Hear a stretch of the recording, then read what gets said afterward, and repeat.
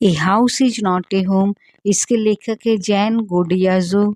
और इस कहानी में लेखक ने बताया है कि वो 2 चैलेंजेस को फेस करते हैं जब बड़े होते जाते हैं। तो पहला, जब वो छोटे स्कूल से वो सीनियर स्कूल में जाते हैं तो पुराना विद्यालय उन्हें याद आता है। और दूसरा, जब उनका घर किसी की दुर्घटना में जल जाता है और वो नए घर में शिफ्ट होते हैं तो उन्हें पुराना घर याद आता है। लेकिन जब वो अपनी माँ से और अपनी बिल्ली सब परिवार प्रेम पूर्वक रहने लगते हैं तो लगता है कि नहीं, वो तो ईंट पत्थर का, सीमेंट का वो मकान था जो कि जला, और वो प्रेम से रह रहे हैं जहाँ उस घर को घर कहते हैं, होम कहते हैं, और वो तो मकान, हाउस, बिल्डिंग था जो खत्म हुआ। इस तरह वो लेखक अपने विचारों में वापस आते हैं। तो इस कहानी को हम लोग लाइन से बिल्कुल उसके अर्थों को जानते हैं। यह कहानी एक युवा होने की चुनौतियों को प्रतिबिंबित करती है और बड़े होने की समस्याओं को भी। लेखक कैसे अपनी समस्याओं पर काबू पाता है। अब लेखक के ही शब्दों में उनका जो लेखन है उसे हम लोग हिंदी में पढ़ते हैं। मेरा उच्च विद्यालय में प्रथम वर्ष अटपटा सा अनुभव हुआ। छोटे उच्च विद्यालय को छोड़ने के बाद, जहाँ मैं अपनी कक्षा का मुखिया के रूप में था और मेरी सारी सीनियोरिटी जो कि ऊपरी क्लास में मुझे मिल सकती थी, वह नए सिरे से फिर से आरंभ करने में अजीब अनुभव हुआ। और यह जो नया विद्यालय था मेरे पुराने विद्यालय से दुगुना बड़ा था। लेकिन मामला इसलिए खराब हो गया क्योंकि मेरे जो क्लोजेस्ट, जो निकट मित्र थे, वे सभी अलग अलग उच्च विद्यालयों में भेज दिए गए थे और मैंने अपने आप को काफ़ी अलग थलग महसूस किया। मैंने अपने पुराने अध्यापकों को इतना याद किया कि मैं वापस जाता और उनसे मिलता। वे मुझसे विद्यालय के क्रियाकलापों में शामिल होने के लिए उत्साहित करते ताकि मैं नए लोगों से मिल सकूं। उन्होंने मुझे बताया कि कुछ ही समय में मैं अपने आप को समायोजित कर लूँगा और संभवतः अंत में अपने नए विद्यालय को अपने पुराने विद्यालय से भी ज़्यादा चाहने लगूँगा।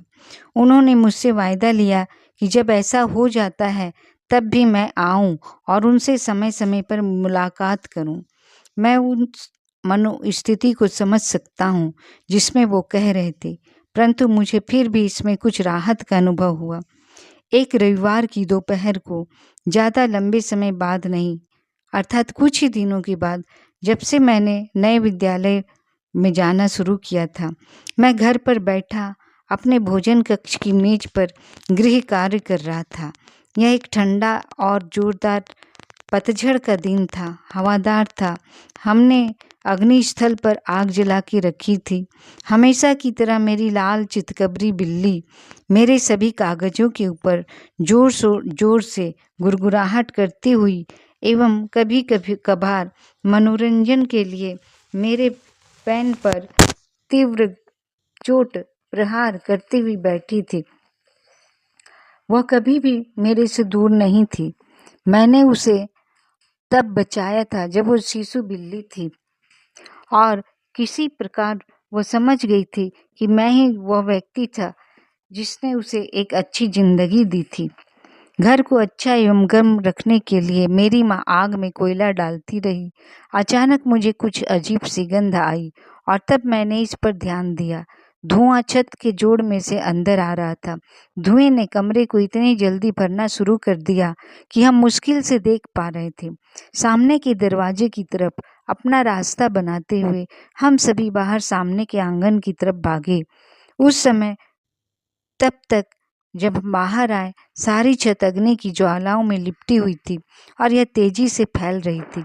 मैं अग्निशमन विभाग को बुलाने के लिए पड़ोसियों की तरफ दौड़ा, जबकि मैंने अपनी माँ को वापस घर के अंदर भागकर जाते हुए देखा। फिर मेरी माँ हाथ में छोटा धातु का डिब्बा लिए हुए भाग कर घर के बाहर आई, जो कि महत्वपूर्ण कागजातों से भरा हुआ था। उसने डिब्बे को घास के मैदान पर गिरा दिया और पागलपन की अवस्था में वापस घर के अंदर दौड़ी। मैं जानता था कि वह किस चीज़ को लेने गई है। मेरे पिताजी की मृत्यु उस समय हो गई थी जब मैं छोटा था और मुझे विश्वास था कि उनकी तस्वीरों और पत्रों को ज्वाला में जलने नहीं देगी। वे ही केवल चीज़ें थीं जिनके द्वारा वह उन्हें याद कर सकती थी। फिर भी मैं उसकी तरफ चीखा, माँ नहीं, नहीं। मैं उसके पीछे दौड़ने ही वाला था जब मैंने एक बड़े हाथ को मुझे पीछे से पकड़ते हुए महसूस किया। यह एक अग्निशमन करता था। मैंने यह भी ध्यान नहीं दिया कि सड़क अग्निशमन विभाग के ट्रकों से भर गई थी। मैं स्वयं को उसकी पकड़ से मुक्त कराने का प्रयास कर रहा था, चिल्लाते हुए, तुम नहीं समझते, मेरी माँ वहाँ अंदर है। उसने मुझे पकड़े रखा जबकि दूसरे अग्निशमनकर्ता घर के अंदर दौड़े। वो जानता था कि मैं उचित व्यवहार नहीं कर पा रहा था और यह कि यदि वो छोड़ देगा तो मैं अंदर दौड़ जाऊंगा। वो सही ही था। सब ठीक है, वे उसे ले आएंगे, उसने कहा। उसने मेरे चारों ओर एक ऊपर कंबल लपेटा और मुझे हमारी कार में बैठाया। इसके बाद शीघ्र ही एक अग्निशमनकर्ता मेरी माँ को खींचकर हमारे घर से बाहर निकाला। वो शीघ्रता से उसे ट्रक के पास ले गया और उसके ऊपर ऑक्सीजन मास्क रख दिया। मैं दौड़ कर गया और उसे गले लगा दिया। इस समय तक मैंने जो भी बहस तथा घृणा उससे की थी, उसे होने के विचार से लुप्त हो गई। वह ठीक हो जाएगी, अग्निशमनकर्ता ने कहा। उसने केवल थोड़ा सा धुआं सूंघ लिया है और फिर वह आग से मुकाबला करने के लिए वापस दौड़ गया, जबकि मेरी माँ और मैं विस्मित होकर वहां बैठे हुए रहे।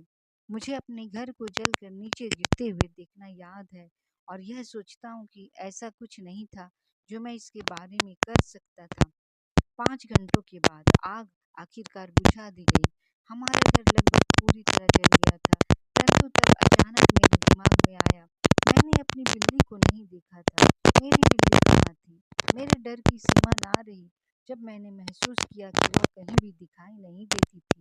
फिर एकदम से मेरे दिमाग में बात आई, नया विद्यालय, आग, मेरी बिल्ली। मैं आंसुओं से फूट पड़ा और चिल्लाता रहा। मैं बड़े समय से क्षति से पीड़ित हो रहा था। अग्निशमन ने उस रात हमें घर के अंदर वापस नहीं जाने दिया। यह अभी भी काफी खतरनाक था। मृत या जीवित, मैं अपनी बिल्ली के बारे में जाने बिना वहां से जाने की कल्पना भी नहीं कर सकता था। उदासीनता से मुझे जाना ही पड़ा। हम अपनी पीठ पर पहने कपड़ों के साथ और थोड़े बहुत कंबलों के साथ, जो कि अग्निशमन करता के थे, गाड़ी में सवार हुए और अपने दादा दादी के घर रात बिताने के लिए गए। अगले दिन सोमवार को मैं विद्यालय गया। जब आग लगी, मैं अभी भी वही पोशाक पहने हुए था जो कि मैंने सुबह चर्च जाते हुए पहनी हुई थी, परंतु मेरे पास कोई जूते नहीं थे। जब मैं अपना गृह कार्य कर रहा था तो मैंने उन्हें उतार फेंका था। वे भी आग की भेंट चढ़ चुके थे, इसलिए मुझे अपनी चाची से टेनिस के जूते उधार मांगने पड़े। क्यों मैं घर पर ठहर नहीं सकता था? विद्यालय में जाने के बजाय मेरी माँ इस बारे में कुछ नहीं सुनती थी, परंतु मैं सब चीजों से पूर्ण रूप से परेशान हो गया था। कपड़े जो मैंने पहने हुए थे वो विलक्षण लगते थे। मेरे पास कोई किताबें या गृह कार्य नहीं था और मेरा पीठ वाला बस्ता भी चला गया था। मेरी जिंदगी उस पीठ बस्ते में थी। जितनी ज्यादा मैंने समायोजन करने की कोशिश की, उतनी ज्यादा स्थिति बिगड़ गई। क्या सारी जिंदगी निर्वासित और दुखी रहना मेरे भाग्य में लिखा हुआ था? ऐसा ही कुछ मैंने महसूस किया। मैं बड़ा होना, बदलना या जिंदगी को इसी प्रकार चलाना नहीं चाहता था। मैं तो बस सिमट कर मरना चाहता था। मैं विद्यालय के चारों ओर निरुत्साहित व्यक्ति की तरह घूमा। प्रत्येक चीज अजीब लगती थी और मुझे विश्वास नहीं था क्या होने जा रहा था। सारी सुरक्षा जो मैं अपने पुराने विद्यालय से जानता था, मेरे मित्र, मेरा घर, मेरी बिल्ली, सभी बलपूर्वक छीन लिए गए थे। जब मैं विद्यालय के बाद उस दिन वहां से आगे बढ़ा, जो कि मेरा घर हुआ करता था, मुझे देखकर गहरा धक्का लगा कि कितनी ज्यादा क्षति हुई थी। जो भी चीज जली नहीं थी वो उन पानी तथा रसायनों से नष्ट हो चुकी थी जिनका इस्तेमाल उन्होंने आग को बुझाने के लिए किया था। केवल भौतिक चीजें जो नष्ट नहीं हुई थी वे थीं फोटो, एल्बम, दस्तावेज और कुछ अन्य व्यक्तिगत चीज़ें जो कि मेरी माँ साहसिक रूप से बचाने में समर्थ हुई थी। परंतु मेरी बिल्ली जा चुकी थी और मेरा हृदय उसके लिए तड़पता था। दुख मनाने का समय नहीं था। मेरी माँ मुझे घर से बाहर ले गई। हमें रहने के लिए जगह तलाशनी होगी और मुझे विद्यालय के लिए कुछ कपड़े खरीदने के लिए जाना होगा। हमें मेरे दादा दादी से पैसे उधार लेने पड़े क्योंकि कोई क्रेडिट कार्ड्स, नगद या कोई पहचान का प्रमाण भी नहीं बचा था ताकि बैंक से पैसा निकाला जा सके। सब कुछ धुएं में खत्म हो गया था। कुछ हफ्ते पत्थर या ईंट के टुकड़ों जो कि हमारा घर हुआ करता था, उससे राख के ढेर को साफ किया जा रहा था। यद्यपि हमने एक फ्लैट पास ही किराए पर ले लिया था, मैं वहां जाता और उन्हें मलबे को साफ करता, इस आशा से देखता कि मेरी बिल्ली कहीं मिल जाएगी। वह चली गई थी। मैं उस गांव पहुंचाने वाली छोटी बिल्ली के बारे में सोचता रहता। सवेरे जल्दी ही जब मैं उसे परेशान करता और बिस्तर से बाहर आता, वह मेरे पीछे पीछे चली आती, मेरे लबादे पर चढ़ती और सोने के लिए जेब में सरक जाती। मैं उसकी बहुत ज़्यादा कमी महसूस कर रहा था। ऐसा हमेशा प्रतीत होता है कि बुरा समाचार जल्दी फैलता है और मेरे मामले में यह कोई अलग नहीं था। उच्च विद्यालय में हर कोई, अध्यापकों समेत, मेरी पीड़ा के बारे में जानता था। मैं परेशान था, जैसे कि किसी प्रकार मैं इसका जिम्मेदार हूँ। क्या तरीका था एक नए विद्यालय की शुरुआत का। मैं कोई इस प्रकार का ध्यान नहीं चाहता था। अगले दिन विद्यालय में लोगों का व्यवहार हमेशा से भी ज़्यादा विचित्र था। मैं अपने लॉकर के पास अपने जिम की कक्षा के लिए तैयार हो रहा था। लोग मेरे चारों ओर इकट्ठा हो रहे थे, मुझसे जल्दी करने के लिए कह रहे थे। मैंने इसे अजीब समझा, परंतु पिछले कुछ हफ्तों को देखते हुए कोई चीज़ मुझे आश्चर्यचकित नहीं कर सकती थी। लगभग यह लगता था कि वो मुझे जिम में धकेलना चाहते थे। फिर मैंने जाना क्यों वहाँ मध्य में एक बड़ी मेज पर सभी तरह का आवश्यक सामान केवल मेरे लिए लगाया गया था। उन्होंने पैसे इकट्ठे किए थे और मेरे लिए स्कूली वस्तुएं, कॉपियाँ, सभी प्रकार के अलग अलग वस्त्र, जीन्स, टॉप, स्वेट सूट्स खरीद लिए थे। यह क्रिसमस की तरह था। मैं भावना से ओतप्रोत हो गया। मैं जिन लोगों ने मेरे से पहले कभी बात तक नहीं की थी, वो अपना परिचय देने के लिए मेरे पास आ गए थे। मुझे उनके घर जाने के लिए हर प्रकार के निमंत्रण मिले। उनके विचित्र रूप से चिंतन व्यक्त करने ने मेरे दिल को छू लिया। उसी क्षण मैंने आखिरकार राहत की आह भरी और पहली बार सोचा कि चीजें ठीक होने जा रही हैं। मैंने उस दिन मित्र बनाए। 1 महीने के बाद मैं अपने घर पर उनको उसका पुनर्निर्माण निर्माण करते देख रहा था। परंतु इस बार यह अलग था। मैं अकेला नहीं था। मैं अपने विद्यालय के 2 नए मित्रों के साथ था।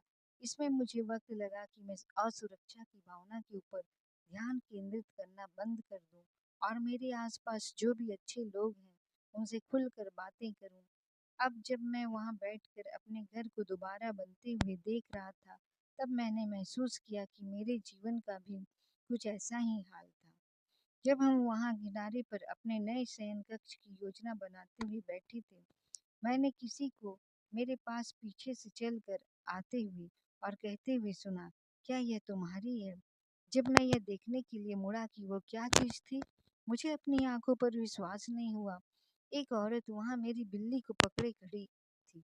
मैं कूदा और उसको उस महिला के हाथों से झटक लिया। मैंने उसे अपने करीब पकड़े रखा और उसके सुंदर संतरी बालों में मुंह छिपाकर रो पड़ा। उसने खुशी से घुरघुराहट की आवाज की। मेरे मित्र मुझे गले से लगा रहे थे, बिल्ली का आलिंगन कर रहे थे और आसपास कूद रहे थे। स्पष्ट रूप से मेरी बिल्ली आग से इतना ज्यादा घबरा गई थी कि वह 1 मील दूर भाग गई थी। उसकी कॉलर पर हमारा फोन नंबर लिखा था, लेकिन हमारे टेलीफोन नष्ट हो गए थे और कट गए थे। इस सुंदर औरत ने इसे संभाला और यह ढूंढने में मेहनत की कि यह बिल्ली किसकी थी। किसी प्रकार वो समझ गई थी कि इस बिल्ली को प्यार किया जाता था और निश्चित रूप से याद किया जाता था। अब जब मैं वहाँ पर अपने मित्रों के साथ बैठा हुआ था, मेरी बिल्ली मेरी गोद में दुबकी हुई थी। हानि और त्रासदी से भरी सभी भावनाएं कम होती हुई दिखाई पड़ती थीं। मुझे अपनी ज़िंदगी के प्रति, नए दोस्तों के प्रति, अजनबी की दयालुता के प्रति और मेरी प्यारी बिल्ली की ज़ोर-ज़ोर की गुड़गुड़ाहट की आवाज़ के प्रति कृतज्ञता महसूस हुई। मेरी बिल्ली वापिस आ गई थी और इसके साथ मैं भी। इस प्रकार ज़ैन गुडियोज़ो ने बहुत ही सुंदर कहानी लिखी है।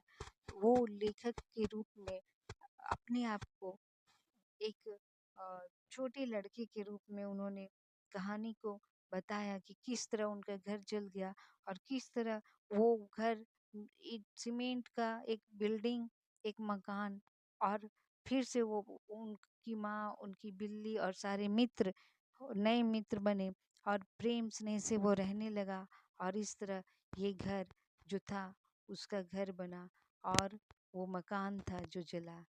धन्यवाद।